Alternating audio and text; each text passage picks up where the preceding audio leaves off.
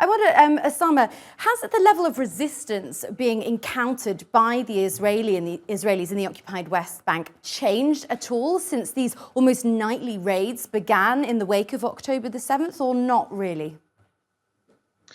Look, the Israeli occupation is really practicing its occupation powers now in all the Palestinian cities and towns in the West Bank, as it carries out its military raids every night, almost into every Palestinian city and every Palestinian refugee camp.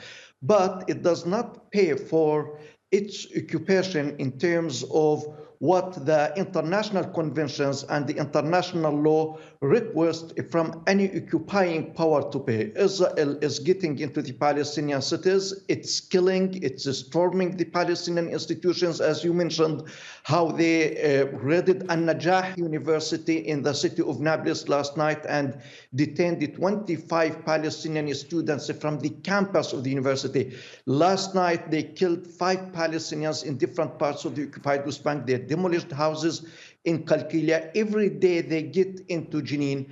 So they are reoccupying the West Bank, but without paying for this occupation as requested by the international bodies and the international conventions. So this is in line with the Israeli current government agenda to occupy the West Bank and to leave no space for the Palestinian statehood or for a genuine solution with the Palestinian side.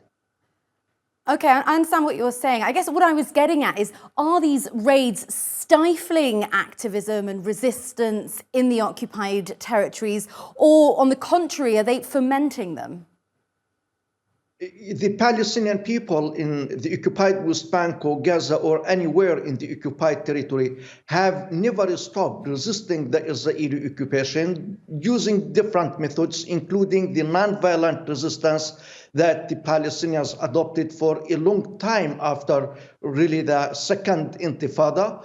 And of course, there are different forms of resistance in the Palestinian towns and cities. Of course, the Israeli violence and the Israeli practices against the Palestinian people and their institutions foment resistance, because in the end, the Palestinians cannot only watch the Israeli forces violating the human dignity and the human rights, killing children, detaining Palestinian youth in a very, very heinous way that is not acceptable to any human being. And this leaves the Palestinians with no option but really to resist and to think of ways of resisting such practices by the Israeli occupation power.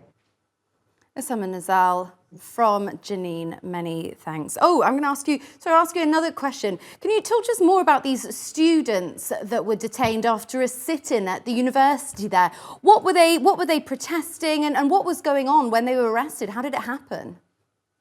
You know that the economic situation in the Palestinian territory is collapsing really, as the Israeli occupation government is withholding the Palestinian tax revenues. And we heard the statements by the Israeli Minister of Finance, Smotrich, that he is not going to transfer even $1 to the treasury of the Palestinian Authority. So the Palestinian Authority has not paid the salaries of the Palestinian employees for many months, and more than 100,000 Palestinian workers who were working inside Israel have not entered the Israeli labor market since the 7th of October. So you are talking about a difficult economic condition. The students were protesting inside the university the fees for starting the new academic semester, asking the university to either exempt them from these fees or to allow them to pay them in installments. So they were gathering inside the campus of the university,